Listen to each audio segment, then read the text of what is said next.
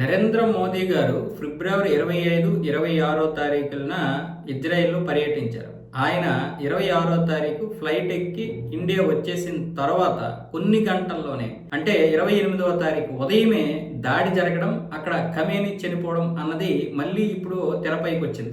భారత ప్రధాని పర్యటించిన తర్వాతే ఇరాన్ మీద ఇజ్రాయెల్ ఎందుకు దాడి చేసింది అన్న విధంగా ఇప్పుడైతే చాలా మంది మాట్లాడుతుంటే, దీనికి ఇప్పుడు ఇజ్రాయెల్ రాయబారి రూబెల్ అజర్ క్లారిటీ ఇచ్చే ప్రయత్నం చేశాడు. నరేంద్ర మోదీ అక్కడ పర్యటనకి ఈ యుద్ధానికి సంబంధం లేదు.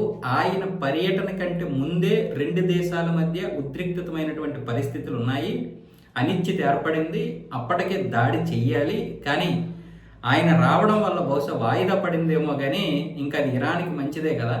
ఆయన వెళ్ళిపోయిన తర్వాత దాడి చేయడానికి ప్రధాన కారణం ఎప్పటి నుంచో రెండు దేశాల మధ్య ఉన్నటువంటి ఉద్రిక్తత పరిస్థితులు, అంతేగాని నరేంద్ర మోదీ ట్రిప్కి ఈ యొక్క దాడికి ఎటువంటి సంబంధం లేదు అని ఇప్పుడు అధికారికంగా ప్రకటన చేశారు ఇజ్రాయెల్ రాయబారి. అయినా సరే కొంతమంది దీన్ని ఇప్పటికీ కూడా ఒక అనుమానంగానే చూస్తున్నారు.